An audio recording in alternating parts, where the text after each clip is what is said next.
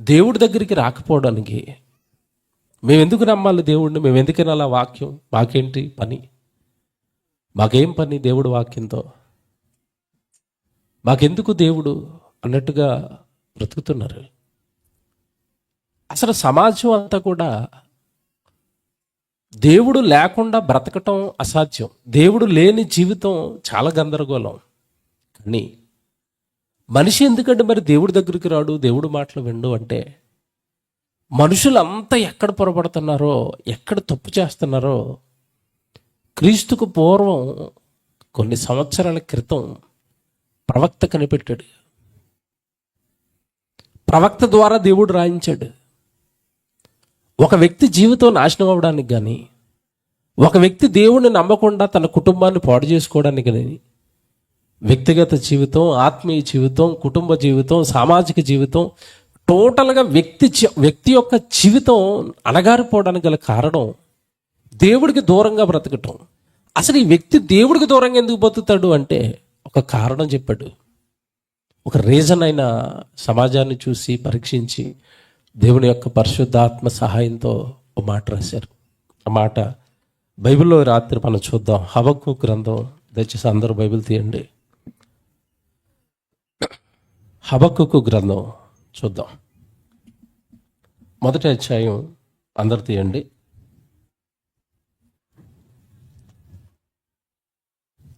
మొదటి అధ్యాయం 10వ వచనం చూద్దాం. బైబిల్లో 10వ వచనం. హబక్కూకు గ్రంథం మొదటి అధ్యాయం 10వ వచనం.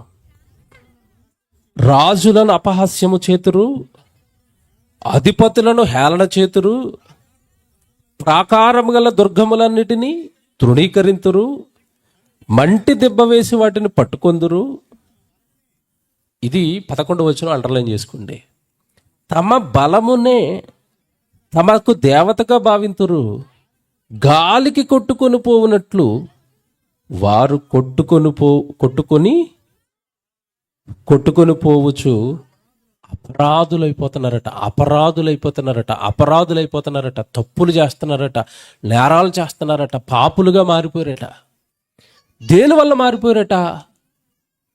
11వ వచనం. వారు తమ బలమునే, అది నాకు దేవుడు అవసరం లేదు, నా బలమే నాకు దేవుడు. ఏంటి నీ బలం? సమాజం దేన్ని వారి బలంగా భావించిందో చెప్పాలి. డబ్బు నా బలం, అంతేనా? డబ్బున్న వాళ్ళు, ధనవంతులైన వాళ్ళు మీతో పాటు ప్రార్థనకి రమ్మంటే వస్తారా చెప్పండి? కారు వేసుకుని, BMW కారు వేసుకుని ప్రార్థనకు వచ్చారన్న వాళ్ళు ఎవరైనా ఉంటే చెయ్యొద్దండి. ఇక్కడ ఒక చెయ్యి. నేను BMW కారు వేసుకుని ప్రార్థనకు వచ్చాను. చివరి వరకు ఎవరైనా ఒకరు ఉన్నారా? ఎవరు లేరా? ఎందుకు లేరు చెప్పాలి. లేరు కాదు, రారు. ఎందుకు రారు? మాకెందుకు దేవుడు? మాకేముంది? డబ్బు ఉంది. మాకెందుకు దేవుడు? మాకు అధికారం ఉంది. పోనీ ఇక్కడ కూర్చున్న వాళ్ళు ఎవరైనా ఎమ్మెల్యే గారు ఉన్నారా? మంత్రి గారు ఉన్నారా? కనీసం సర్పంచ్ గారు ఉండరు. ఎందుకు ఉండరు? మీకు ఎంతకాలం తెలియదు ఇది. ఎందుకు ఉండరు? మాకు అధికారం ఉంది, అది మా బలం. మాకెందుకు దేవుడు? మాకెందుకు ప్రార్థనలు? మాకెందుకు దేవుడి సన్నిధి? మాకెందుకు దేవుడు వాక్యం? వారు తమ బలమునే తమకు దేవుడు. శరీరంలో గట్టిగా బలం ఉందనుకోండి, ఒకటి నిండా ఏవో ప్యాకెట్లు అంటారు కదా. ఏ ప్యాక్?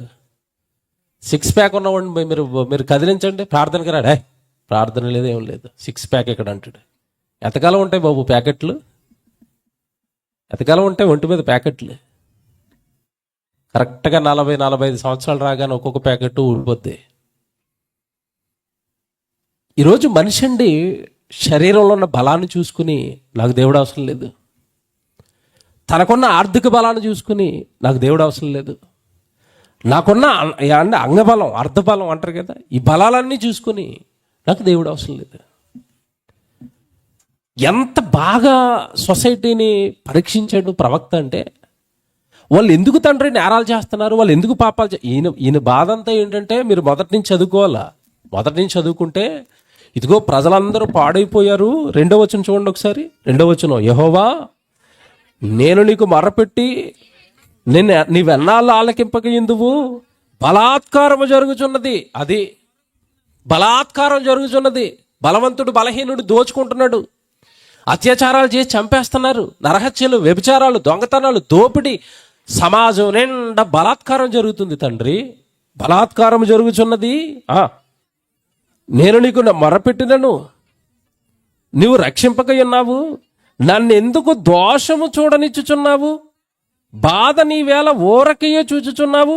ఎక్కడ చూచినను నాశనము, బలాత్కారము అగపడుచున్నది.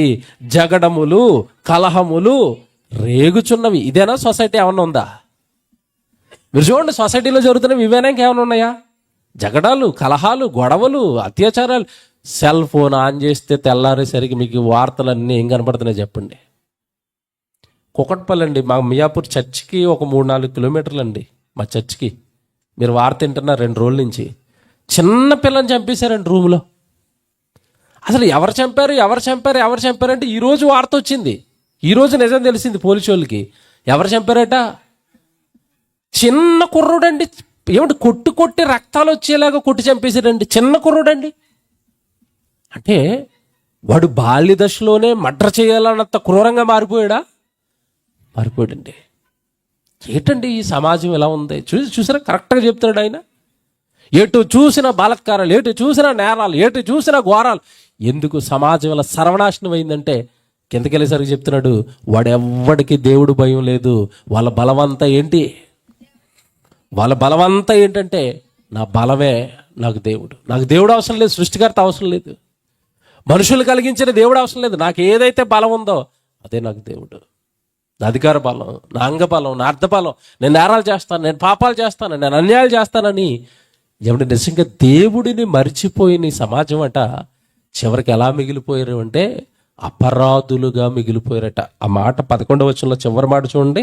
తమ బలమునే తమకు దేవతగా భావింతురు, గాలికి కొట్టుకొని పోవునట్లు వారు కొట్టుకొని పోవచ్చు, అపరాధులగుదురు. చూసారా? చివరికి దేవుడు నాకొద్దు, దేవుడి సన్నిధి నాకొద్దు అన్నవాడు చివరికి ఎలా మిగిలిపోతాడట? అపరాధి, నేరస్తుడు, దొంగగా, మర్డరర్గా మిగిలిపోతాడండి. దేవుడి వాక్యం లేని ఈ సమాజాన్ని చూడలేమండి. దేవుడి భయం లేని ఈ సమాజాన్ని మనం చూడలేమండి.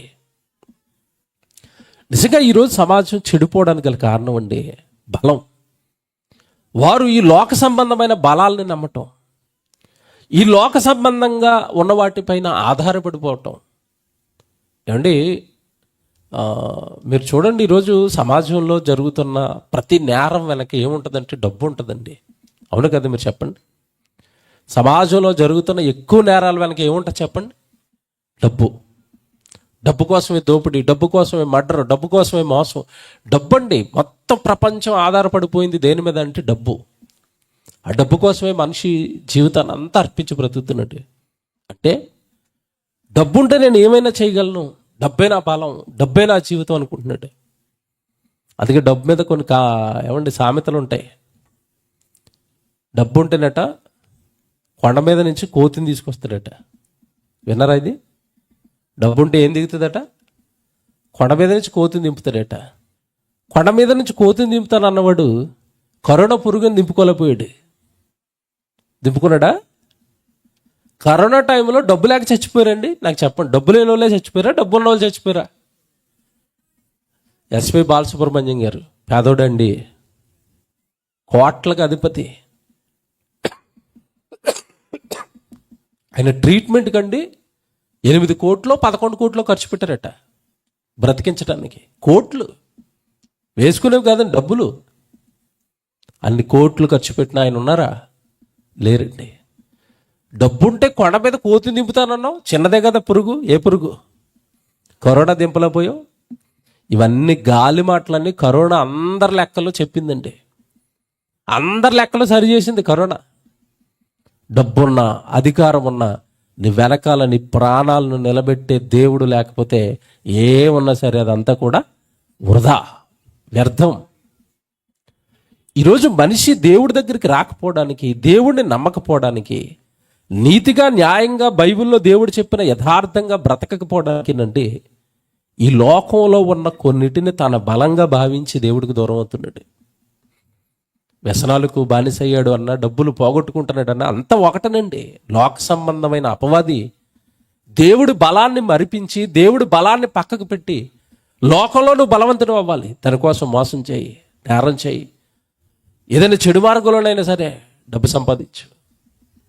ఈరోజండి సొసైటీ ఈజీ మనీకి అలవాటు పడిపోయిందండి. కష్టపడి బ్రతకడానికి ఎవరు ఇష్టపడటం లేదు. ఈజీ మనీ, పెట్టుబడులు పెట్టాలా, రాత్రికి రాత్రి నాకు లక్షలు వచ్చేయాల. మనిషి బలహీనతను ఉపయోగించి చాలామంది దోచేస్తున్నారు. లక్షలు ఏమంటే ఆ బిజినెస్ అని, ఈ బిజినెస్ అని, ఏదో చైన్ బిజినెస్ అని, గొలుసులు బిజినెస్లు అని లక్షల రూపాయలు పెట్టుబడులు పెట్టించండి, రాత్రికి రాత్రి బోర్డులు తిప్పేస్తున్నారండి. తప్పు వాళ్ళది కాదు, ఎవరిది చెప్పండి? అత్యాశకు వెళ్ళిపోయి రాత్రికి రాత్రి నేను ఏదో సాధించాలి, ధనమే నా బలం, ధనమంటూ ఉంటే సమస్తము ఉన్నట్టే అని మోసపోతున్న మనిషి యొక్క క్యారెక్టర్ బలహీనతను ఉపయోగించుకుని ఈ మోసగాళ్ళు తెరలేపుతున్నారు. కానీ నిజంగానండి, వాస్తవం ఆలోచిస్తే, జాగ్రత్తగా వినండి, వాస్తవం ఆలోచిస్తే కేవలం డబ్బుంటే జీవితం ఆనందం సంతోషం అన్ని దాంతోనే అనుకోవటం అండి పెద్ద పొరపాటు అండి. ఇది సమాజానికి తెలియదు. ఇది ఏమంటే డబ్బు ఉంటేనండి, డబ్బున్న వాళ్ళు రోజుకి ఎన్నిసార్లు తింటారు, భోజనం ఎన్నిసార్లు చేస్తారు చెప్పండి? నాకు డబ్బు ఉంది కాబట్టి 10 సార్లు తింటానంటాడా? వాడికి ఏమైనా ఎంత కడుపు ఉంటుందా? ఎడు చూసినా చాలా. ఎన్నిసార్లు తింటాడు డబ్బు ఉంటే? 2 సార్లు 3 సార్లు, అంతే కదా. డబ్బు లేనోడు కూడా 3 సార్లే. డబ్బు ఉంటే జీవితం అంతా ఏదో జరిగిపోద్ది అనుకున్న భ్రమ ప్రపంచానికి అపవాది కలిగించింది. ఈ రాత్రి నేను ఏం చూపిస్తాను బైబిల్లో అంటే, నీ బలం, నీ ఉద్యోగమో, నీ సంపాదనో, నీ చదువో, నీ డబ్బో, నీ వెనకాల ఉన్న జనమో కాదు. నీ వెనక దేవుడు ఉంటేనే తప్ప నీ జీవితం బాగోదు. నీ వెనక దేవుడు నీకు తోడుగా ఉంటేనే తప్ప నీ జీవితం ఒక సన్మార్గంలో ముందుకు వెళతావు. బైబిల్లో యోబు మీకు తెలియదు కాదు, ఆయన కష్టంలో ఉన్నప్పుడు ఒక మాట యోబు గారు మాట్లాడుతున్నాడు. యోబు గ్రంథం 24వ అధ్యాయానికి రండి. యోబు గ్రంథం 24వ అధ్యాయం 22వ వచనం బైబిల్లో చూడండి. యోబు గ్రంథం 24వ అధ్యాయం 22వ వచనం చూడండి. ఆయన తన బలము చేతను బలవంతులను కాపాడుచున్నాడు. ఈ మాట చూడండి ఎలా ఉందో. దేవుడట తనకి బలం ఉందట, తన బలము చేత బలవంతులను కాపాడుచున్నాడు. కొందరు ప్రాణములను గూర్చి ఆశ విడిచినను వారు మరలా బాబా. అంటే నీ ప్రాణాన్ని నిలబెట్టగలిగిన బలవంతుడు ఎవరో చెప్పండి ఇప్పుడు? దేవుడు ఆయింద శక్తి, ఆయింద బలం. నీ డబ్బు నిలబెట్టదు, నీకున్న ఇల్లులు పొలాలు ఆస్తులు నీ ప్రాణం మీదకి వస్తే నిలబెట్టవు. నీ ప్రాణాన్ని నిలబెట్టగలిగిన అసలు బలం ఎవరి దగ్గర ఉందంటే దేవుడి దగ్గర ఉంది. ఓ మాట అడుగుతానండి, నువ్వు డబ్బు సంపాదించావు, ఇల్లులు సంపాదించావు, పొలాలు సంపాదించావు, ప్రాణం మీదకి వచ్చేసింది, అప్పుడు నీకు దిక్కెవరు చెప్పు? చివరికి ఎన్నున్నా సరే ఇంటి నిండా ఎంతమంది జనం ఉన్నా నీ చుట్టూ పరామర్శించడానికి, ఎందుకంటే డబ్బు ఉన్నప్పుడు చుట్టూ ఏగల్లా జనం ఉంటారు కదా, నీ డబ్బును బట్టి నీ చుట్టూ ఏగల్లా జనం తిరిగేస్తున్నా నీ ప్రాణం ఆ రోజు ఎవడి మీద ఉండదు. ఎందుకంటే ఎవడో కాపాడలేని నీకు తెలుసు. డాక్టర్ కూడా చేతులెత్తేసిన తర్వాత నీ ప్రాణం ఎవరని కొట్టుకుంటా చెప్పు ఆ క్షణంలో. ఇప్పుడు నన్ను కాపాడగలిగిన ఏకైక శక్తి ఎవరు? దేవుడు. అదేదో బాగున్నప్పుడు కొట్టుకుంటే ఆ ప్రాణం బాగుంటుంది కదా. పరిస్థితులు అన్నీ బాగున్నప్పుడు దేవా అంటే దేవుడు ఆనందపడతాడు కదా. ఇక్కడ ఎంత బాగా రాస్తున్నాడంటే, తన బలము చేత బలవంతులను, అంటే ఇప్పుడు బలం మనుషులదా, ఆ బలవంతుల బలం కూడా దేవుడేనా? ఈ మాట అర్థం చేసుకోవడానికి చాలా కష్టం అండి. తన బలము చేత దేవుడు బలవంతులను ఏం చేస్తున్నాడట? కాపాడుతున్నాడు. ఇప్పుడు మాట అడుగుతాను, బలవంతులు అనగానే లోక సంబంధమైన బలవంతులు ఒక 2-3 గురించి ఆలోచిద్దామా? ఖండబలం గురించి ఆలోచిద్దాం. మొదట ఏ బలం? ఖండబలం. ఇప్పుడు ఖండంలో బలం ఉంది కనుక నా బలం నా ఖండ నా ఏమంటే చాలా మంది అంటారు, దేవుడు నమ్ముకోయ్యా, దేవుడి దగ్గరికి రాయా అంటే ఏమంటారంటే, నీ దేవుడు అవసరం లేదు, నీ దేవుడి బలము, నీ దేవుడి కాపుదల నాకు అవసరం లేదు, ఎందుకంటే నా రెక్కల కష్టంతో నేను బతుకుతాను. అంటే ఇప్పుడు అతని బలం ఏంటి చెప్పండి? అతని బలం ఏంటి ఇప్పుడు? రెక్క. ఆ రెక్కలో బలం ఉంది కనుక ఇప్పుడు నాకు ఎవరు అవసరం లేదు, దేవుడు అవసరం లేదు. ఏమంటే నిత్యము రెక్కలో బలం ఉంటుందా చెప్పండి? ముసలైపోద్దా రెక్క? ముసలైపోద్ది.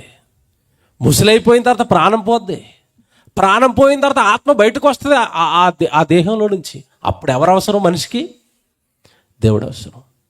పోనీ ఇంకోటి చెప్తాను, అసలు రెక్కలు బలంగా ఉండాలి అంటే నా రెక్కలు కష్టం అండి, నా రెక్కలు బలం అండి, దేవుడు ఎవరికి కావాలండి అంటున్నారు. నేను మాట్లాడుతానండి.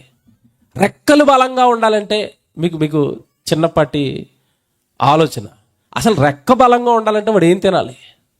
ఆహారం తినాలి, అంతే కదండి. తిండి తింటేనే రెక్క ఎలాగ ఉంటుంది, బలంగా ఉంటుంది. 4 రోజులు అన్నం పెట్టకపోతే నా రెక్కల బలం అంటాడా? 4 రోజులు అన్నం పెట్టకపోతే అంటే ఇప్పుడు అన్నం తినకపోతే రెక్కలో బలం పోయిద్ది. అసలు అన్నం తినడానికి పంట పండాలి అంటే పంట పండడానికి మూల కారకుడు ఎవరో చెప్పాలి. ఎవరండి? దేవుడు. శుభ్రంగా మనం ఈస్ట్లో పుట్టాం కనుక మనకేం తెలియదు కానండి కరువు వీటి గురించి. ఎందుకంటే అటు చూస్తే గోదావరి, ఇటు చూస్తే సముద్రం, ఎక్కడ చూసినా నీళ్లు. మనకి హ్యాపీగా ఉంది. నాకు దేవుడు అవసరం లేదన్నవాడిని ఒకసారి ఉగాండా, కెన్యా, ఆఫ్రికా దేశాలకి తీసుకెళ్ళాలా. అక్కడ పంటలు లేక, వర్షాలు లేక ఎండిపోయి మట్టిని చపాతీల కింద చేసి ఎండబెట్టుకుని తింటున్నారు. ఒట్టి మట్టి, తిండి లేక. అక్కడ అనాలి నా రెక్కల కష్టం అని. రెక్కలే లేవు వాళ్ళకి, మొత్తం ఎండిపోయి స్కెల్టన్లో శరీరం కనపడుతుంది, డొక్కలు కనపడతాయి. అడవిలోకి వెళ్తే ఒక కోతి పిల్ల దొరికిందంటే పండగలకి ఆ రోజు కోతి. ఎందుకంటే అడవి జంతువులన్నీ మొత్తం తినేశారు, ఏమి లేవు. అక్కడక్కడ కోతులు కనపడతాయండి. ఒక కోతులు వేటాడారంటే ఆ రోజుకి వాళ్ళకి ఇంకా చాలా ఆనందం. ఈరోజు మేము పెద్ద మంచి భోజనం తింటున్నాం అన్నట్టుగా ఫీల్ అవుతారు. కోతి పిల్ల దొరికితే దాన్ని వండుకుని తింటారండి. అంత దారుణంగా ఉన్నాయి పరిస్థితులు. ఇక్కడ 3 పూట్లు తింటూ చక్కగా దేవుడి వల్ల ఏమంటారు ఆ శరీరాన్ని పోషించుకుంటూ, ఆ శరీరంలో బలాన్ని పెంచి పోషించుకుంటూ దేవుడి దగ్గరికి రా అంటే ఏమంటున్నాడు? నా రెక్కల కష్టం, నాకు దేవుడు అవసరం లేదు. కానీ ఆ బలవంతుడు, ఆ బలం వెనకాల కూడా ఎవరున్నారట? అంతే కదండి. కండ బలం వెనకాల ఎవరున్నారు? తిండి తింటేనే కండలో బలం. తిండిచ్చేది ఎవరు మనుషులకి? దేవుడండి. 104వ కీర్తన చూస్తారా ఎంత బాగా రాశాడంటే, 104వ కీర్తన చూడండి. 104వ కీర్తన 15వ వచనం చూడండి. 15వ వచనం, 104వ కీర్తన 15వ వచనం అండి. ఇందు మూలం పైనుంచి అవుతారా 13 నుంచి. 13లో 2వ మాట, తన గదుల్లో నుండి ఆయన కొండలకు ఆధారములనిచ్చును, ఆ జలధారలనిచ్చును. నీ క్రియల ఫలము చేత భూమి తృప్తి పొందుచున్నది. భూమి కూడా చాలా అవసరం. భూమి అవసరాలు నువ్వు తీర్చలేవు, దానికి నీళ్లు కావాలి. అది తాగి నీకు పంట ఇవ్వాలి. అది నువ్వెక్కడేస్తావు? భూమి మీద నీళ్లు, పొలంలో నీళ్లు నువ్వెక్కడ వేయగలవు? దేవుడే వేస్తున్నాడట. తర్వాత పశువులకు గడ్డిని, నరులకు ఉపయోగమగు కూర మొక్కలను ఆయన మొలిపిస్తున్నాడు. ఎవరాయన? దేవుడు. నా రెక్కల బలం అంట పంట పండటం లేదు, నీకు తోటకూర లేదు, గోంగూర లేదు, వరి పండటం లేదు, అప్పుడు అంటావా రెక్కల బలం అని? ఎంత బాగా రాస్తున్నాడు చూడండి బైబిల్లో. ఆయన దేవుడు అనే ఆయన మనుషులకు ఆహారం కావాలి గనక భూమిని పండేటట్టుగా చేస్తున్నాడట. పశువులకు గడ్డిని, నరులకు ఉపయోగమగు కూర మొక్కలను ఆయన మొలిపించుచున్నాడు. అందువలన భూమిలో నుండి ఆహారము, నరుల హృదయమును సంతోషపెట్టు ద్రాక్షరసమును, వారి మొగుములకు మెరుగునిచ్చు తైలమును, నరుల హృదయమును బలపరచు. ఇది అండర్లైన్ చేసుకోండి, ఇందుకే తీసుకొచ్చాను. నరుల హృదయమును బలపరచు ఆహారమును ఆయన పుట్టించుచున్నాడు. అంటే నీ కండ బలం ఉండాలంటే భూమిలో నుంచి ఆయన నీ కండ బలాన్ని తేడానికి ఏం పుట్టిస్తున్నాడట? ఆహారం. నిన్ను బలపరచడానికి ఆయన ఆహారం పుట్టిస్తున్నాడు. దేవుడండి. నిజంగానండి, మనిషి ఇవన్నీ ఆలోచిస్తే నా బలం కాదు, నేను తింటున్న తిండి, నేను పీల్చుకుంటున్న గాలి, త్రాగుతున్న నీళ్లు, నా జీవితం, నా దేహంలో నా ఆత్మ, నా కుటుంబం, నా భార్య, నా పిల్లలు, ఈ సమస్తాన్ని దయచేసింది దేవుడేనండి. నేనేమి లేనండి, ఒట్టి డమ్మి అంటే ఆయన వల్ల బ్రతుకుతున్నానండి. ఆయన వల్ల నేను కాస్త క్షేమంగా ఉన్నాను. ఇవన్నీ ఆలోచించేవాడు బుద్ధిమంతుడండి.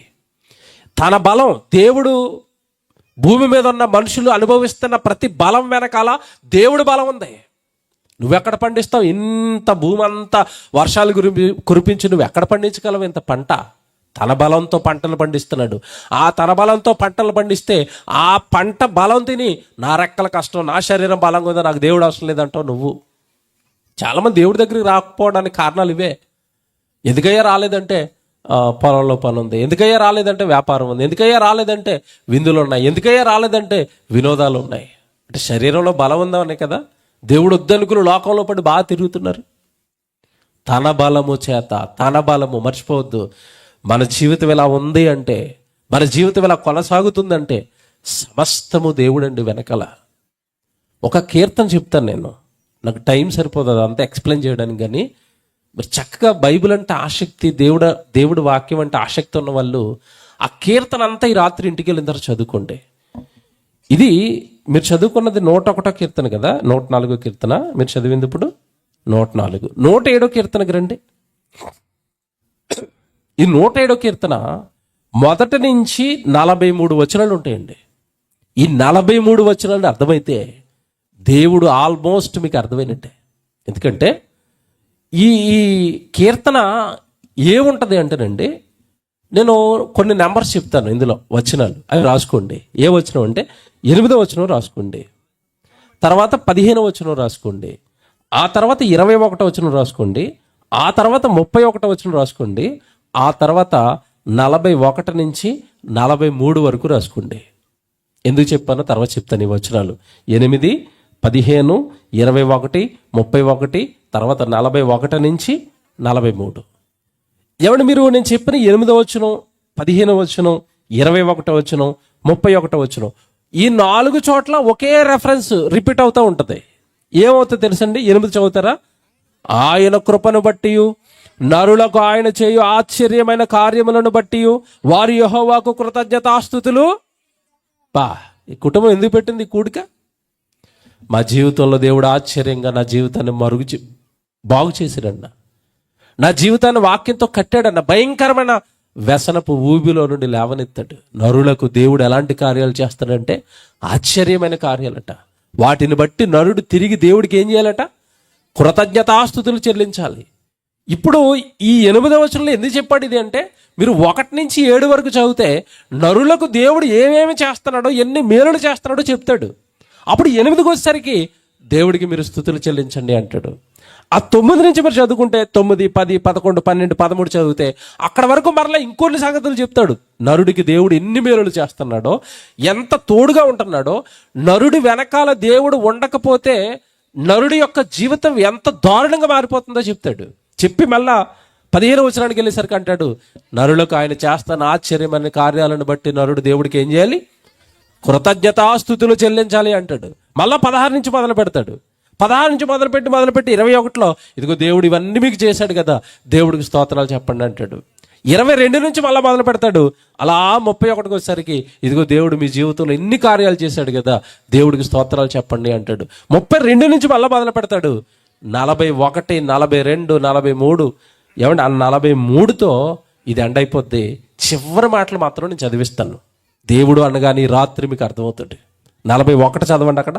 41, అట్టి దరిద్రుల బాధను పోగొట్టి వారిని లేవనెత్తును. చూసారా? వారి వంశమును మందల వలె వృద్ధి చేయును. బిడ్డను చూడగానే తమ్ముడిని నన్ను బండి వేసుకుని తీసుకొస్తుంటే తమ్ముడు చెప్తున్న ఆ విధానాన్ని బట్టి నా గుండె చాలా ఆనందపడిపోయిందండి, సంతోషపడిపోయిందండి. దేవుడు నన్ను బ్రతికించాడన్న, దేవుడు నాకు నూతన ఆలోచనలు ఇచ్చాడన్న, నూతన మార్పులు ఇచ్చాడన్న, దేవుడు వాక్యం కంప్లీట్గా నన్ను మార్చిందన్న, బ్రతికితే దేవుడి కోసమే బ్రతకాలన్న అంటున్నాడు.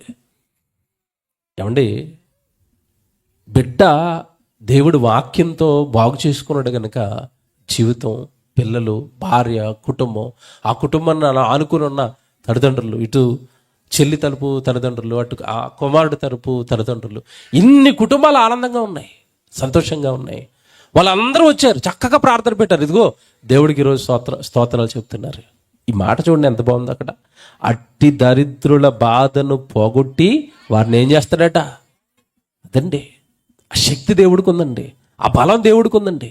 నీ దగ్గర డబ్బు ఉండొచ్చు, అధికారం ఉండొచ్చు, అన్నీ ఉండొచ్చు, క్యారెక్టర్ పాడైపోతే, జీవితం పాడైపోతే, నీ జీవితం ఏదైనా వ్యసనానికి అలవాటు పడిపోతే, నీ జీవితంలో ఏదో చేయరాని తప్పులో ఇరుక్కుపోతే అక్కడి నుంచి లేవనెత్తగలిగే శక్తి ఏ మనిషికి ఉండదండి. జీవితాలు నాశనం అయిపోతాయి. జీవితాలు నాశనం అయిపోతాయి. జీవితాలను బాగు చేయగలిగిన శక్తి ఒక దేవుడిదే. ఒక దేవుడిదే. ఎవడు బాగు చేయలేడండి. మీరు యేసుక్రీస్తుల వారి పరిచర్య ఎంత గమనించండి.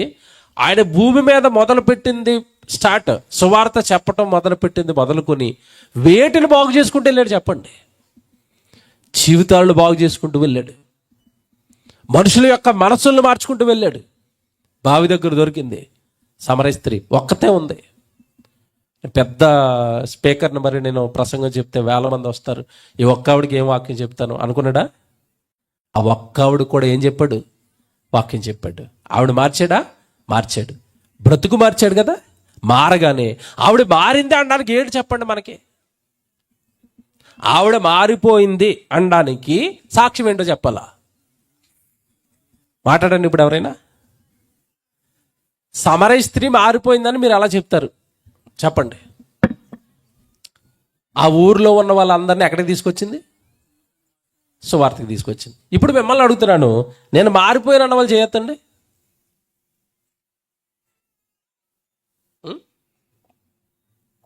నేను మారిపోయిన అన్న వాళ్ళు చేయొద్దండి?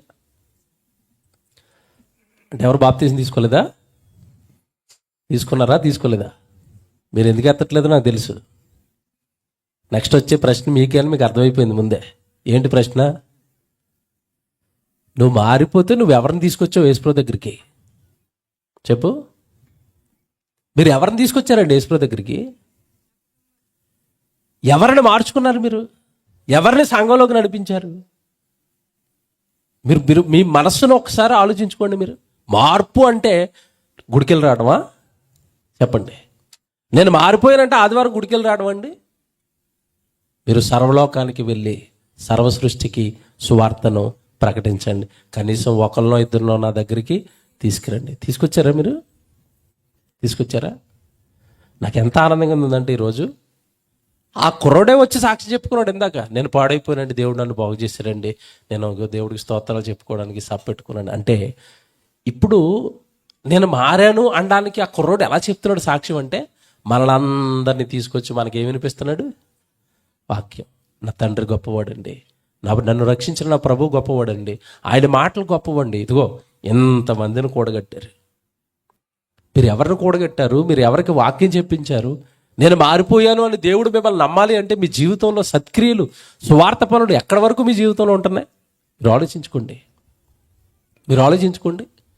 ఇప్పుడు ఈ 41వ వచనం, 42వ వచనం, 43వ వచనం చదివితే, ఒకవేళ దేవుడు నిన్ను బాగు చేస్తే, నీకు మారు మనసు వస్తే, నిజంగా నువ్వు దేవుడిని బలంగా విశ్వసిస్తే నువ్వు ఎలా బ్రతకాలో చెప్తాడు ఈ 3 వచనాల్లో. 42 చదువుతాను. 42 యథార్థవంతులు దానిని చూచి సంతోషించుదురు, మోసగాండ్రందరూ ఆగాలి. ఇక్కడ ఇప్పుడు నా జీవితాన్ని బాగు చేశాడు, నా జీవితాల్లో దేవుడు లేకపోతే నా జీవితం వేరండి, నాశనం అయిపోయిను, నా జీవితం అంతా అల్లకల్లోలం అయిపోను అని జీవితాన్ని దేవుడు బాగు చేసిన తర్వాత యథార్థవంతులు బాగుపడిన ఆ బాగును బట్టి యథార్థవంతులు ఏం చేస్తారట? సంతోషిస్తారట. సంతోషించడం అంటే క్రైస్తవుడు లేదా దేవుళ్ళో ఉన్నవాడు ఎలా సంతోషించాలి? బైబిల్ ప్రకారం అడుగుతున్నాను నేను. ఎలా సంతోషించాలి? ఇప్పుడు లోకంలో ఉన్నవాడికి సంతోషం వచ్చింది అనుకోండి, రారా బావ పార్టీ ఇస్తానంటే బిర్యానీ పార్టీ, మందు పార్టీ ఇస్తాడు, అంతే కదా. లోకంలో ఉన్న వాళ్ళకి సంతోషం వస్తే, ఇప్పుడు క్రైస్తవుడికి సంతోషం వచ్చింది, ఏం చేయాలా? ఆనందించుడి, ప్రభువునందు ఆనందించుడి. మరలా చెప్పుదును, మీరు ప్రభువునందే ఆనందించండి. యథార్థవంతులు దీన్ని బట్టి సంతోషిస్తారు అంటే, సంతోషించడం అంటే మన జీవితంలో దేవుడు మేలు చేస్తే మనం సంతోషించడం కాదు, మనకి జన్మనిచ్చిన దేవుణ్ణి, మనల్ని కాపాడి ఒక మంచి స్థితిలోకి తెచ్చిన దేవుణ్ణి కూడా మనం ఏం చేయాలి? సంతోషపెట్టాలి. ఎలా సంతోషపెట్టాలి? ఇదిగో ఈ కూడిక, ఆయన ఘనత ప్రజల మధ్య కీర్తిస్తూ, ఆయన ప్రభావాలు జనముల మధ్య ప్రకటిస్తూ దేవుణ్ణి సంతోషపెట్టి యథార్థవంతులు ఏం చేస్తారట? సంతోషపడతారట. ఇప్పుడు 2వ లైన్ చదవండి కింద.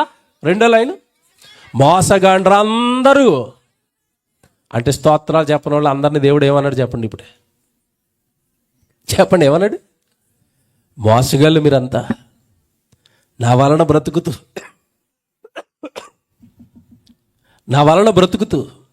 నా వలన మేలును అనుభవిస్తూ, నా వలన తింటూ, నా వలన త్రాగుతూ, నా వలన నీ కుటుంబాన్ని అంతా పోషించుకుంటూ నీకు ఎన్ని మేలులయ్యా, ఆరోగ్యపరంగా ఎన్ని మేలులు చేశాను, నీ జీవనానికి ఎన్ని మేలులు చేశాను, నీ జీవితానికి ఎన్ని మేలులు చేశాను. ఎన్నోసార్లు పాపపు ఊబిలో పడిపోకుండా నా వాక్యాన్ని ఇచ్చిన సేవకుల ప్రసంగాలను ఇచ్చి వాళ్ళ జీవితాలు పరంగా పెట్టి వాళ్ళ సేవ జరిగించిన ఆ సేవ ద్వారా ఎన్నిసార్లు నిన్ను కాపాడుకున్నాను. ఇన్ని మేలులు నేను నీకు చేస్తున్నా, నువ్వు ఎలా ఉండిపోయావు అంటున్నాడు? మౌనంగా ఉండిపోయావు. నువ్వెవరో తెలుసా? మోసగాడివి అన్నాడు. ఏమండి ఎందుకు మోసం అంటున్నాడు తెలుసా? దేవుడు మాటలు సుమావి ఎందుకు మోసం అంటున్నాడు తెలుసా? మీరు ఇందాక చదువుకున్న 4 వచనాలు మామూలుగా చదువుకుంటూ వెళ్ళిపోయారు, కానీ అక్కడ ఒక మాట ఉంది. 8వ వచనం కానీ 15వ వచనం కానీ 21 కానీ 31 కానీ ఈ 4 ఒకే మాట అని చెప్పాను కదా. ఒకసారి మీరు 8వ వచనం చదివారు కదా, ఒకసారి 31 చదువుతారా? 31 ఆయన కృపను బట్టి నరులకు ఆయన చేయు ఆశ్చర్యమైన కార్యములను బట్టి. 4 సార్లు ఇదే మాట రిపీట్ చేస్తాడండి. మనిషికట దేవుడు ఎలాంటి కార్యాలు చేస్తున్నాడట? ఏ కార్యాలమ్మా అంటే చెప్పాలి, తెలుగు పెద్దగా ఎక్కదు మనకి. దీన్ని ఇంగ్లీష్లో చెప్తాను, టక్కమని అర్థమైపోతాయి. ఆశ్చర్యమైన కార్యాలు. ఇంగ్లీష్ పదం రాయండి, వండర్స్. ఏంటి? వండర్స్, అంతే కదండి. వండర్ అనగానే ఏంటి? ఆశ్చర్యం. తాజ్మహల్ ఇప్పుడు అర్థమవుతుంది. తాజ్మహల్ అంటే వండర్ అండి, ఆశ్చర్యం. ఎందుకు ఆశ్చర్యమో చెప్పాలి నాకు. మీకు తెలియదు ఎంతకాలం అంటున్నాను వండర్స్ అంటారు, కానీ ఎందుకు వండర్స్ అంటారు? చైనా గోడ వండర్ ఎందుకు? ఈఫిల్ టవర్ వండర్ ఎందుకు?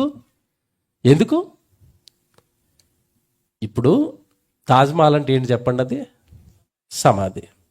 షాజహాన్ గారే కదా ముంతాజ్ కోసం కట్టాడు. ఇప్పుడు తాజ్మహల్ లాంటి సమాధి ఇంకొకటి లేదు కనుక తాజ్మహల్ వండరు. ఇంకొక ఆయనకి ఎవరికో ప్రేమ ఎక్కువైపోయి ఇంకో తాజ్మహల్ కట్టేసాడు అనుకోండి, దానికంటే బాగా, అప్పుడు ఈ తాజ్మహల్ వండర్ అంటారా? వండర్ లిస్టులో తీసేస్తారు. చైనా చుట్టూ గోడ ఉంది, ఎవరో కట్టలేదు కనుక చైనా గోడ వండరు. మరి భారతదేశం చుట్టూ మనం కట్టేసుకుంటే అదే వండర్ అండి, వీళ్ళు కూడా కట్టుకున్నారు. మీకు అర్థమవుతుందా? వండర్ అంటే అర్థం ఏంటంటే ఎవరు చేయలేనిది, ఎవరు కట్టలేనిది ఒకటి కడితే దాన్ని ఏమంటారు? వండర్ అంటారు. ఇప్పుడు దేవుడు అక్కడ, మీరు ఇందా చదువుకున్న మాటలో మీకు అర్థమైందో లేదో, నరులకు ఆయన చేయు ఆశ్చర్యమైన కార్యములను బట్టి అంటే నరులకు దేవుడు కూడా ఏం చేస్తున్నాడట? వండర్స్ చేస్తున్నాడు, ఎవరో చేయలేనివి చేస్తున్నాడట. ఏంటండి అవి? బాగా ఆలోచిద్దాం. నరులకు ఆయన చేయు ఆశ్చర్యమైన కార్యాలు. ఆశ్చర్యం. మీరు ఇందాక పాస్టర్ గారి మాటల్లో విన్నారో లేదో, మొత్తం మీద కాపాడడానికి మా ప్రయత్నాలు మేము చేసామండి, ఏం జరిగిందో తెలియదండి. 2 రోజుల తర్వాత వచ్చి పశ్చాత్తాపడ్డాడంటే ఈ 2 రోజుల్లో ఏం జరిగింది ఆ కుర్రోడి జీవితంలో? ఏదో ప్రసంగం కొట్టింది వెళ్ళి, ఎవరు ప్రసంగమో తెలియదు, ఎక్కడో విన్నాడు, ఎక్కడో దేవుడు వాక్యం విన్నాడు, ఎవరో దైవజనుడు మాటలు గట్టిగా బలంగా తాకే చేసే జీవితం దేవుడు నేను బాగు చేసుకోవాలన్న నిర్ణయం వచ్చింది. అది వండర కదండి, అది ఆశ్చర్యం కదండి. మీకు సమాజంలోకి వెళ్ళిపోతేనండి ఈ వ్యసనాలకు బానిసలైపోయిన వాళ్ళని కాపాడడానికి తల్లిదండ్రులు ఎన్ని కష్టాలు పడుతున్నారో మీకు తెలియదండి. హైదరాబాద్కి వస్తే వీటి కోసం సెపరేట్గా కొన్ని సెంటర్స్ నిర్మించారండి. అంటే ఈ వ్యసనాలకి అడిక్ట్ అయిపోయిన వాళ్ళని బయటికి తీసుకురావడానికి కొన్ని సెంటర్స్ ఏర్పాటు చేశారు. పిల్లోడిని తీసుకెళ్ళటం, మా వాడు పాలన దానికి బానిస అయిపోడండి, వీడిని బాగు చేయండి, ఓకేనండి బాగు చేస్తామండి, అడ్వాన్స్ ఫీజు 2 లక్షలు అండి. ఎంతట? అడ్వాన్స్ ఫీజు 2 లక్షలు, నెలకు ఒక 50,000 కట్టాలి, లోపల వేసేయండి అంటారు. ఆ సెంటర్లో వేసేలాడిని. దేవుడు అలాగే మనల్ని ఏమైనా లక్షలు తీసుకుని బాగు చేస్తున్నాడని ఉచితంగా బాగు చేస్తున్నాడా? తన వాక్కును పంపి మనుషులను దేవుడు ఏం చేస్తున్నాడు? బాగు చేస్తున్నాడు. వాక్కుతో బాగు చేస్తున్నాడండి. తన మాట, దేవుడు వాక్యంతో బాగు చేస్తున్నాడు.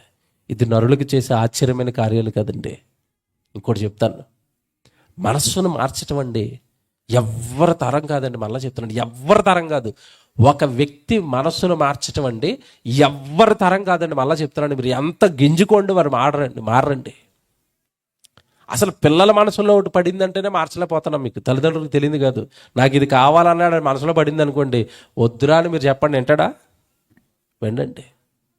నువ్వు మారాలి తప్ప ఆడు మారడం. మనిషి యొక్క మనసును మార్చడం సామాన్యమైన విషయం కాదు.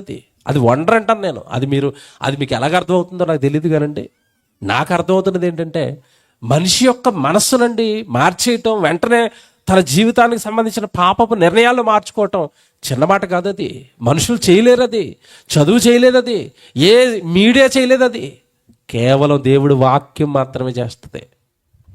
అలాంటి ఎన్ని అద్భుతాలయ్యా రోజు నీ జీవితంలో నేను చేస్తున్నాను అన్నట్టు. ఇంకా చెప్పాలంటే ఎవ్వరు చేయలేనిది చేయటమే వండరు కదా. మీకు ఈ రాత్రి చెప్పమంటే 1000 చెప్తాను నేను. దేవుడివి 1000 టైం అయిపోద్ది, రాత్రి 2 గంట అవుతుంది. శాంపుల్ చెప్తాను కొన్ని. మీరు వర్షాకాలం కదా, ఇది డాబా మీదకి వెళ్ళిపోయి డాబా పైన మీ ఇంటి పైన ఒక స్టూల్ వేసి వర్షం వస్తున్నప్పుడు బిందె ఎట్టండి అక్కడ. దాని నిండా వర్షపు నీళ్ళు పడతాయి కదా, కిందకి పట్టుకొచ్చి వర్షం నీళ్ళు తాగారు ఎప్పుడైనా? ఎవరైనా తాగారా? టేస్ట్ ఎలా ఉంటాయి? వర్షపు నీళ్ళు టేస్ట్ ఎలా ఉంటుంది? సూపర్. అంతే. అది టాటా మినరల్ వాటర్ ఎందుకు పనికిరాదు దాని ముందు. మనం తాగుతున్న నీళ్లు పెద్దగా మినరల్స్ ఉండవండి. ఈ నీళ్ళలో మినరల్స్ లేవు, పెద్దగా మంచి నీళ్ళు ఏం కాదు ఇవి. కానీ మనం ఒక్కసారి వర్షం నీళ్ళు తాగామంటే వెంటనే రొప్పట్టద్దు మీకు. ఎందుకంటే ఈ చెడు నీళ్ళు తాగి ఒకేసారి అంత హెవీ మినరల్స్ ఇవ్వగానే మన బాడీ తట్టుకోలేదు. వర్షంలో తడిచినా కూడా అందుకే జలుబు వస్తుంది మీకు. హెవీ మినరల్స్ మీ మీద పడుతున్నాయి వర్షం అనేసరికి.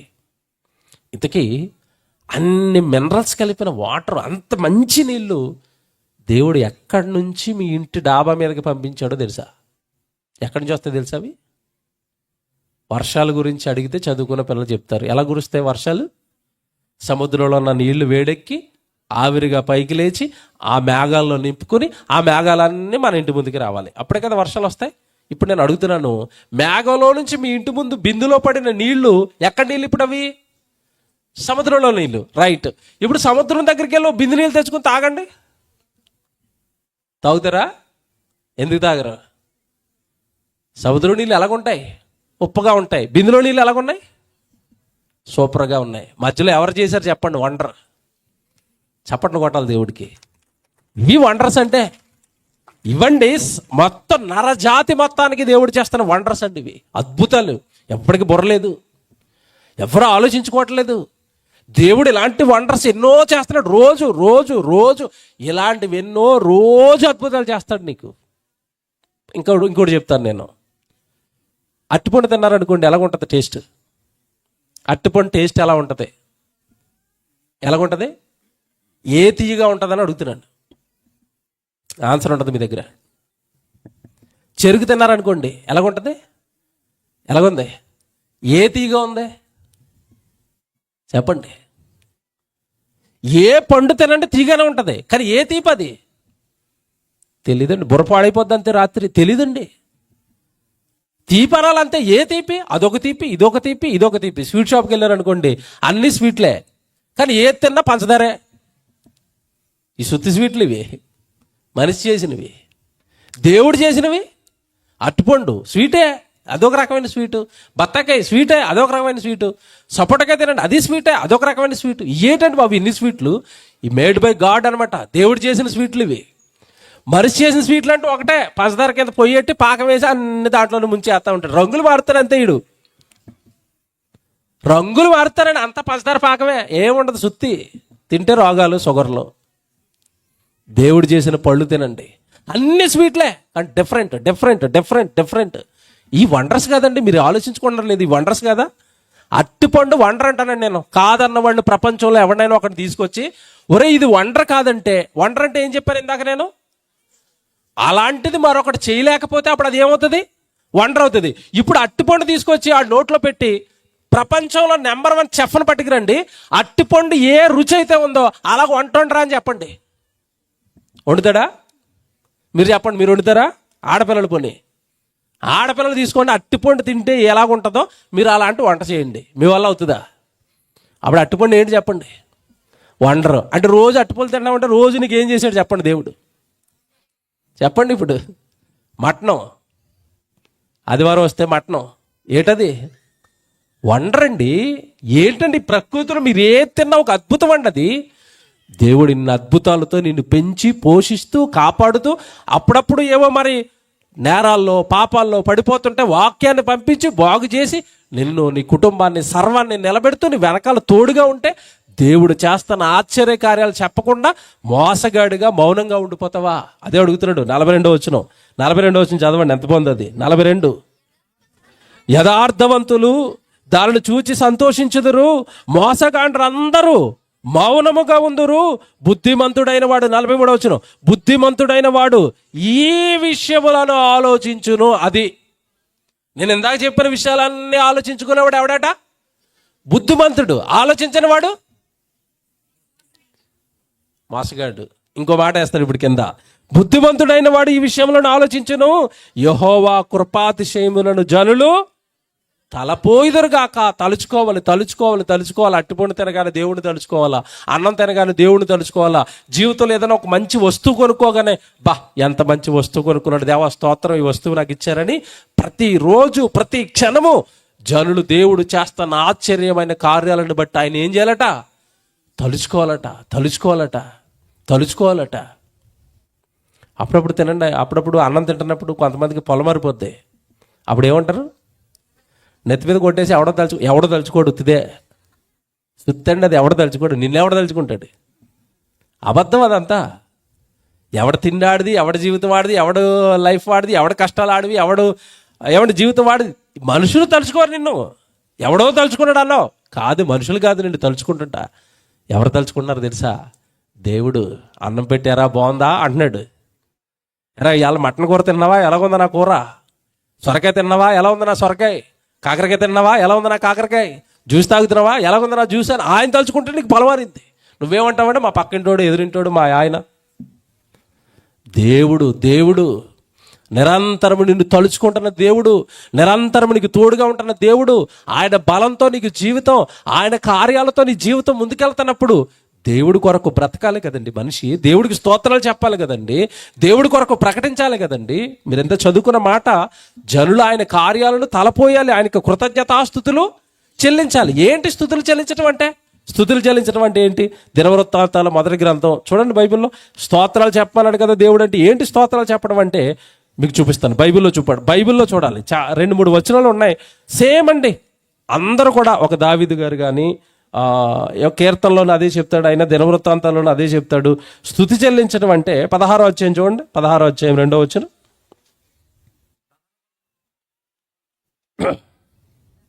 దినవృత్తాంతాలు 16వ అధ్యాయము, క్షమించండి, కింద వచనం అండి, 7వ వచనం అండి.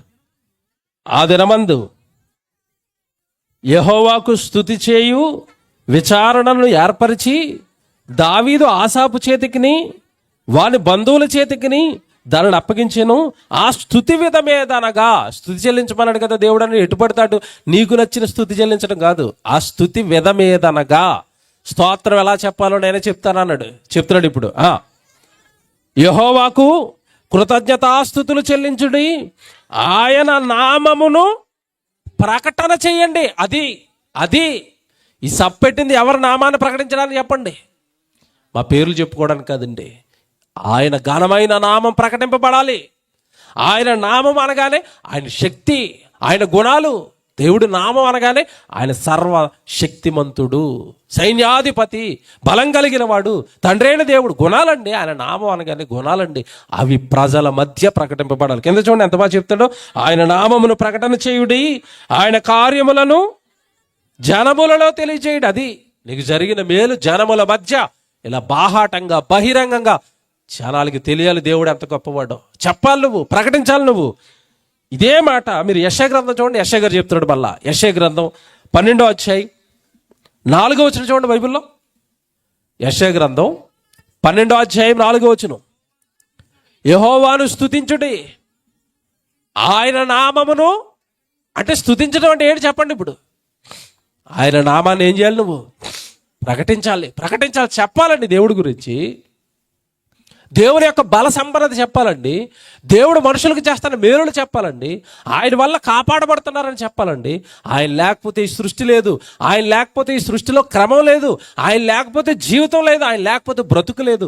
జనముల మధ్య దేవుడు చేస్తున్న మహాభీకరమైన కార్యాలన్నీ కూడా విశ్వసించిన వాడు, ఈ మేలులు పొందుకుంటున్న వాడు ప్రకటన చెయ్యాలి. ఆయన క్రియలను ప్రచురం చేయాలి. తర్వాత మాట చూడండి, అక్కడే తర్వాత మాట, జనములలో ఆయన క్రియలను ప్రచారం చేయండి. జనముల మధ్య ఆయన క్రియలు ప్రచారం చేయబట్టమే స్తుతి విధానం. కీర్తనల గ్రంథానికి రండి.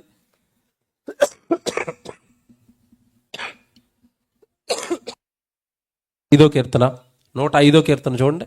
105వ కీర్తన మొదటి వచనం.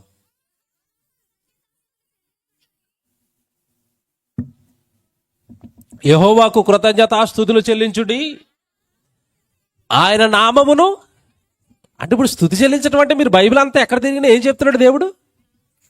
ప్రకటన చేయండి. తమ్ముడికి ఆ విషయం అర్థమైందండి, ఆ కుటుంబానికి ఆ విషయం అర్థమైందండి. దేవుడి నామం మా కుటుంబం తరపున ప్రకటింపబడాలి. మా గ్రామంలో దేవుడి యొక్క కీర్తి ప్రకటింపబడాలి. మీరు బైబిల్ అంతా తిప్పానా అన్ని చోట్ల అదే ఉందండి, అన్ని చోట్ల అదే ఉందండి. దేవుని పిల్లలారా, ఈరోజు మనిషి యొక్క బలం లోకంలో ఉన్నవై తప్పులు, నేరాల్లో, పాపాల్లో పడి దేవుడు చేస్తున్న ఆశ్చర్యమైన కార్యాలు మర్చిపోయారు. కానీ మీరు ఎంత చదువుకున్నారు కదా, హబక్కూకు గ్రంథం 1వ అధ్యాయం చెప్పాను కదా, నేను ప్రవక్త కదండి. దేవుడు మాటలకు ఉప్పొంగిపోయాడు. నశించిపోతాను, ఈ సమాజం ఎందుకు తండ్రి ఇలా నశించిపోతుంది, నేను ఏం చేయాలి, నువ్వెందుకు అలాగా సైలెంట్గా ఉండిపోయావు అంటే, లేదు నన్ను నేను బాగు చేయబోతున్నాను, వాళ్ళ మీద భయంకరమైన శిక్షణ తేబోతున్నాను, తర్వాత వాళ్ళు బాగుపడతారు అని చెప్పగానే ప్రవక్త అండి ముగింపుకు వచ్చేసరికి మహాధైర్యం పొందుకున్నాడు దేవుడి వల్ల. అమ్మో, దేవుడు అనవసరంగా నేను మాట అన్నాను. దేవుడు సర్వశక్తిమంతుడు, దేవుడే బలం అవ్వాలి, దేవుడే తోడుగా ఉండాలి, దేవుడి వల్లనే మనం బ్రతుకుతాం, దేవుడి వల్లనే ఏ సమస్య నుండైనా మనం బయటకు వస్తామని గ్రహించి చివరికి వచ్చేసరికంటే హబక్కూకు గారు తన ఆ గ్రంథాన్ని ముగిస్తూ చివరిలో ఒక మంచి మాట అంటాడు. ఎంత బాగుంటుందో మీరు ఇప్పుడు రాత్రి చూడాలి. హబక్కూకు గ్రంథానికి రండి, 3వ అధ్యాయానికి. చివరండి 3 అధ్యాయాలు ఉంటాయి. 3వ అధ్యాయం చివరి మాటలు మీరు చూస్తే 17వ వచనం నుంచి 17వ వచనం అండి, 17వ వచనం అండి. అంజూరపు చెట్లు పూయకుండినను, ద్రాక్ష చెట్లు ఫలింపకపోయినను, ఒలివ చెట్లు కాపు లేక ఉండినను, చేనులోని పైరు పంటకు రాకపోయినను, గొర్రెలు దొడ్డిలో లేకపోయినను, పొలములో పశువులు లేకపోయినను, సాలలో పశువులు లేకపోయినను, నేను యెహోవా యందు ఆనందించుదును. అది చివరికి నేను దేనికి వచ్చాడు చెప్పండి? పంటమో అంటే ఆ రోజండి ఆస్తులు, పొలాలు, డబ్బు, ధనం అంటే ఇవే. ఏంటవి? ఆ రోజు ఇశ్రాయేలుకి పండితే భూమి పండాలి, లేకపోతే గొర్రె మందలు, మేక మందలు మేపుకునేవారు. అవి ఎక్కువగా ఉండాలి మందలు. వాళ్ళే ధనవంతులు. అబ్రహాం ధనవంతుడు అనగానే అబ్రహాం గారు కొన్న ఆస్తి ఏంటి చెప్పండి? గొర్రెల మందలు, మేకల మందలు. యోబు ఆస్తిపరుడు అనగానే యోబు గారికి ఉన్న ఆస్తి ఏంటి చెప్పండి? అంతే, గొర్రెలు, ఒంటెలు, అవే సాలలో పశువులే వాళ్ళ ఆస్తి. ఇక్కడికి వచ్చేసరికి అంటున్నాడు ప్రవక్త, అవేమీ లేకపోయినా సరే యెహోవా యందు నేను ఏం చేస్తాను అంటే, ఒక మాట అడుగుతున్నానండి, ఏమి లేకపోయినా పర్వాలేదు, ఎవరు ఉండాలి మన జీవితంలో? దేవుడు ఉండాలి. ఆ దేవుడిని విడిచిపెట్టి డబ్బు కోసం లోకంలోనికి పరిగెడుతున్నావా? ఆయన ఉంటే చాలు, అన్నీ ఉన్నట్టే. ఆయన ఉంటే చాలు, నీకు ఏం కావాలో అడుగు. ఎందుకంటే సృష్టి అంతా ఆయనది కదండి. ఆయన విడిచిపెట్టి సృష్టిలో ఆఫ్టర్ ఆల్ డబ్బు కోసం, ఇల్లుల కోసం, పొలాల కోసం దేవుడిని విడిచిపెట్టి వెళ్ళిపోతామా? దేవుడికి అన్యాయం చేస్తామా? ఏమీ లేకపోయినా సరే యెహోవా యందు నేను ఆనందిస్తాను. తర్వాత మాట చూడండి, అక్కడ ఎంత బాగుంటుందో. నా రక్షణకర్త అయిన నా దేవుని యందు నేను సంతోషించదను, ప్రభువగు యెహోవాయే నా బలము. అది అండర్లైన్ చేసుకోండి. ఏమంటున్నాడు? ప్రభువగు యెహోవాయే నాకు బలము. నాకు బలం నా దేవుడు, డబ్బు కాదు, ఆస్తి కాదు. ఆయన ఉంటే చాలా అన్నీ ఉన్నట్టే. ఆయన ఉంటేనే ప్రాణం ఉంటుంది, ఆయన ఉంటేనే ఆరోగ్యం ఉంటుంది, ఆయన ఉంటేనే నా వ్యక్తిగత జీవితం సరైన మార్గంలో ఉంటుంది, ఆయన ఉంటేనే నా కుటుంబానికి క్షేమం, ఆయన ఉంటేనే నాకు ఆరోగ్యం. ఆయన ఉంటే చాలు, ఆయన ఉంటే చాలు, దేవుడు ఉంటే చాలు. ఇది చాలా ధైర్యాన్ని ఇస్తే తెలుసండి ఈ మాటలు. లోకంలో పడిపోయిన వాళ్ళకి, లోకంలో ఉన్న వాటినే నమ్ముకుంటున్న వాళ్ళకి బాధగా అనిపించినా, ఇవి ఉంటేనే మేము బాగుంటామని లోకాన్ని నమ్ముకున్న వాళ్ళకి ఈ మాటలు బాధ కలిగించినా, కరెక్ట్గా దేవుని యందు విశ్వాసం ఉంచిన వాళ్ళకి, వాక్యాన్ని బట్టి పరలోకంలో ఉన్న కన్నతండ్రి మనసెరిగిన వాళ్ళకి నిజమేనండి, ఏమి లేకపోయినా మా జీవితంలో దేవుడు ఉంటే చాలండి, అదే మాకు పెద్ద బలం అండి. ప్రభువగు యెహోవాయే నాకు బలము, ఆయన నా కాళ్లను లేడి కాళ్ళ వలె చేయును, ఉన్నత స్థలముల మీద ఆయన నన్ను నడవ చేయును. ఆయన ఉంటే చాలు. ఎవడో మాట్లాడుతాను ఇక్కడ ఈ సందర్భానికి, అది అది అది అది చెప్తే మీకు అర్థమవుతుంది కనుక జ్ఞాపకం చేస్తున్నాను. ఇప్పుడు నాకు ఆస్తి లేకపోయినా పర్వాలేదు, పంట లేకపోయినా పర్వాలేదు, ద్రాక్ష చెట్లు ఫలింపకపోయినా పర్వాలేదు, ఒలివ చెట్లు కాపు కాయకపోయినా పర్వాలేదు, చేలోని పంట పైరు రాకపోయినా పర్వాలేదు, గొర్రెల దొడ్లో లేకపోయినా పర్వాలేదు, సాలలో పశువులు లేకపోయినా పర్వాలేదు, ఏమి లేకపోయినా పర్వాలేదు, నాకు ఎవరుంటే చాలు అంటున్నాడు ఈయన. ఏమంటే చాలు అన్నాడు. దీనికి క్వైట్ ఆపోజిట్గా కొత్త నిబంధనలో ఒకడు కనబడతాడు. జ్ఞాపకం చేసుకోండి, లూకాసు వార్త 12వ అధ్యాయంలో ధనవంతుడు, వాడికి పంట బాగా పండేసింది. పండిందా? పండటంలో అలా ఇలా కాదు, మళ్ళీ వాడికి ఉన్న ఏమంటే ఆ పంటను సమకూర్చుకోవడానికి కట్టిన కొట్లు కూడా సరిపోలేదట. తీసేసి మరి కొత్త కొత్త కొట్లు కట్టించేసాడు. మొత్తం నింపేసుకున్నాడండి. నింపేసుకుని రాత్రి హాయిగా మంచం మీద పడుకొని, నా ప్రాణమా తినుము త్రాగుము అసలు సంతోషించు, అనేక సంవత్సరాలు రాత్రి పగళ్ళు తిన్నా సరే తరిగిపోనంత పంట ఆస్తి నీకు సమకూర్చేశాను, లెట్స్ ఎంజాయ్ అన్నాడు. అప్పుడు దేవుడు వచ్చాడు. అయితే అమ్మ నాయన చాలా తెలివైన వాడా అన్నాడా? డైలాగ్ స్టార్టింగ్ ఏంటి చెప్పండి? ఊరే వెర్రిబాగులోడా, ఇదేంటండి ఇది? పంట బాగా సమకూర్చుకొని తిందాం త్రాగుదాం బ్రతికేద్దాం ఇదే జీవితం అనుకున్నవాడిని ఏమంటున్నాడు? వెర్రివాడా, ఈ రాత్రి నీ ప్రాణం అడిగిపోద్ది, తెల్లవారేసరికి ఫోటోకి దండడిపోద్ది అన్నాడు. అయిపోయిందా? అయిపోయిందా? తెల్లారేసరికి ఫోటోకి దండ. మనం ఏమనుకుంటామంటే, ఏమంటే నిజంగానండి ఈ రాత్రి పగళ్ళు ధనం ధనం ధనం ధనం అనుకుని తిరుగుతున్న వాళ్ళు మీరు అడగండి, మీరు ఎందుకండి అంత అలాగంటే, మరి పిల్లలు ఉన్నారు కదా బాబు. ఎవరున్నారు? ఎవరున్నారట? పిల్లలు. జాగ్రత్తగా వినాలి ఇక్కడ. పిల్లలకి ఆస్తి సమకూరుస్తావా? సొలొమోను ఏమన్నాడు తెలుసా ఈ విషయంలో? సొలొమోను మాట్లాడాడు, టైం అయిపోద్ది నాకు తిరిగితే, నేను సంపాదించినంతా నా పిల్లలకి ఇస్తాను, నా వెనకాల వచ్చినోడు వ్యసనపరుడు అయితే నా కష్టాన్ని అంతాడు వ్యసనాలు ఖర్చు పెట్టేస్తాడు అన్నాడు. నేను ఎందుకు ఇస్తాను ఆస్తి అన్నాడు. అసలు బైబిల్లో దేవుడు ఎక్కడైనా పిల్లలకి ఆస్తి ఇమ్మన్నాడా వాక్యం ఇమ్మన్నాడు చెప్పండి? దేన్ని ఇమ్మన్నాడు? ఆస్తిగా వాక్యాన్ని ఇవ్వండి, బ్రతకడం నేర్పండి దేవుడి కోసం, అది ఇమ్మన్నా చెప్పండి అంతే. ఏమన్నా ఒకవేళ పిల్లలు పిల్లలు పిల్లలు పిల్లలు అనుకుంటే ఆస్తి అంతా పిల్లల కోసం అంటారండి. ఎంత మోసం చేస్తాడో చెప్తానండి మనిషి. నా ఇల్లు నా కుటుంబం నా పిల్లలు, నా ఇల్లు నా కుటుంబం నా పిల్లలు, నా ఇల్లు నా కుటుంబం నా పిల్లలు. జాగ్రత్తగా వినండి, రాత్రి చచ్చిపోయాడండి. చచ్చిపోయాడని ఇంట్లో వాళ్ళకి ఎవరికి తెలిసినా ఇంట్లో ఉంచుతారా బయట పెడతారా? బయట ఎందుకు పెట్టారో చెప్పాలి నాకు. ఇల్లు నాదన్నో వింటున్నారా? ఇల్లు ఎవరిదన్నో బ్రతుకున్నంతకాలం. ప్రార్థనకి రా అంటే ఇంట్లో ఎవరూ లేరండి. ఈ డైలాగ్ చెప్పిన వాళ్ళు లేరండి. ప్రార్థనకి ఎందుకు రావట్లేదమ్మా అంటే ఇంట్లో ఎవరు లేరట. గడి పెట్టి రావచ్చు కదా. అబ్బాబ్బాబ్బా, అలా గడి పెట్టి వస్తే ఇల్లు ఎవడన్నా దోచేస్తాడేమో, బీరువాళ్ళ ₹1,00,000 ఉన్నాయి ఎవడన్నా కొట్టుకుపోతాడేమో, ఇంట్లో ఏమండి గుండుగులు సామాన్లు ఉన్నాయి ఎవడన్నా ఎత్తిపోతాడేమో, బిందులు. ఇంటికి కాపలా. చచ్చిపోయిన మరుక్షణం నిన్ను తీసేసింది ఎక్కడి నుంచో తెలుసా? ఇంట్లోంచే. బయట టెంట్ వేసి కరెక్ట్గా టెంట్లో కూడా ఒక రోజే ఉంచుతారు, మళ్ళీ టెంట్లో కూడా ఉంచరు.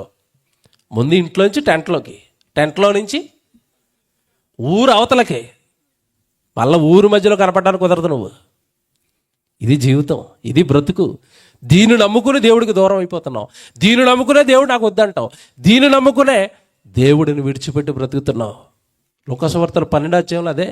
ఈ రాత్రే దేవుడు నీ ప్రాణాలను అడుగుచున్నాడు. నీ సంపాదించింది అంతా ఎవరి వల్ల అవుతుంది? ఏం చేసుకుంటావు? అదంతా ఏం చేసుకోవడానికా జీవితాన్ని దానికి ఇచ్చావు అన్నట్టు. దేవుని పిల్లలారా, ఈ రాత్రి మీతో ఒకటే చెప్తున్నాను, దేవుడు మనల్ని నిలబెడుతున్నాడు, దేవుడు మనల్ని కాపాడుతున్నాడు, తన కోసం బ్రతుకుతామని. ఈ లోకాన్ని సంపాదించుకోవడానికి కాదు, ఈ లోకంలో ఉన్న వాటిని సంపాదించుకోవడానికి కాదు. దేవుడు జ్ఞానం లేని వాళ్ళు, దేవుడు అర్థం కాని వాళ్ళు ఈ లోకం కోసం బ్రతుకుతారండి. దేవుడు అర్థమైన నువ్వు, నీ ఎడల ఆయన ఆశ్చర్యమైన కార్యాలు చేస్తున్నాడని అర్థం చేసుకున్న నువ్వు ఒకటే డైలాగ్ వేయాలి. ఆ డైలాగ్ చూపించి ప్రసంగం ముగించేస్తాను. ఈ డైలాగు నువ్వు వేయగలిగావంటే నువ్వు పరలోకాన్ని చూస్తావు. ఈ డైలాగ్ నువ్వు చెప్పగలిగావంటే నీ జీవితం సరైన మార్గంలో ఉన్నట్టే. ఒకప్పుడు ప్రవక్త అండి, యెషయా ప్రవక్త, ప్రతి ప్రవక్త దేవుడి కొరకు అలా నిలబడిపోయాడు. ఎన్నో దాడులు, ఎన్నో అవమానాలు, ఎన్నో చేత్కారాలు ఎదుర్కొంటున్నాడు. ఎన్ని ఎదుర్కొన్నా ఒక్కడగా నిలబడి ఒక డైలాగ్ వేసాడండి. అది ప్రతి భక్తుడు చెప్పగలిగితే అంతే, ఆ జీవితం దేవుడిలో సార్థకం అయిపోయినట్టే, ఆ జీవితం దేవుడిలో పండినట్టే. ఒక్క మాట అనగలగాలి నువ్వు, ఒక మాట నువ్వు అనగలగాలి నీ జీవితాన్ని బట్టి. ఏమన్నాడో తెలుసా? నేను అది సంపాదించాను, ఇది సంపాదించాను, వాళ్ళని సంపాదించాను, వీళ్ళని సంపాదించాను కాదు. ఎవరిని సంపాదించాలో తెలుసా? దేవుడిని. యెషయా గ్రంథం 8వ అధ్యాయం 10వ వచనం చూడండి. యెషయా గ్రంథం 8వ అధ్యాయం 10వ వచనం.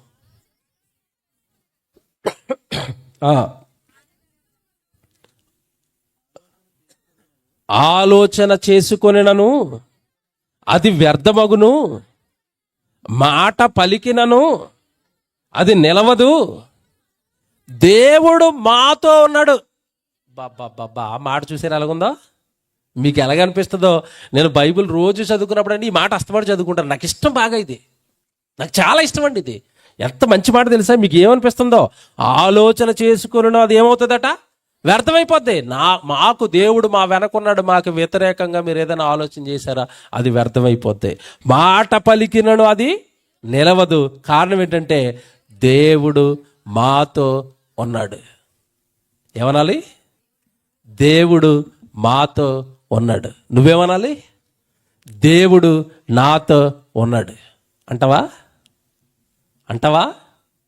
దేవుడు నాతో ఉన్నాడు అన్నావనుకో నువ్వు పాపం చెయ్యు. దేవుడు నాతో ఉన్నాడు అన్నావనుకో లోకంలో బ్రతకో. దేవుడు నాతో ఉన్నాడు అన్నావనుకో నీ జీవితం వేరు, నీ మాటలు వేరు, నీ ఆలోచనలు వేరు, నీ జీవన విధానం వేరు. ఏం మాట పలికాడు చూసారండి ఆయన. నేను ఆస్తి సంపాదించాను అంటాం లేదు, నేను డబ్బు సంపాదించాను అంటాం లేదు. ఏమి సంపాదించాడట యెషయా గారు? ఏమంటున్నాడు? దేవుడు మాతో ఉన్నాడు, దేవుడు మా కుటుంబంతో ఉన్నాడు. యెహోషువ ఏమన్నాడు? నేనును నా ఇంటి వారును యెహోవాను సేవిస్తాం, మాతో దేవుడు ఉన్నాడు. నా బ్రతుకు కాలం అంతా దేవుడే, నాతో దేవుడు ఉన్నాడు. చాలామంది భక్తులు ఇలా చెప్పారండి, మాతో దేవుడు ఉన్నాడు, మాతో దేవుడు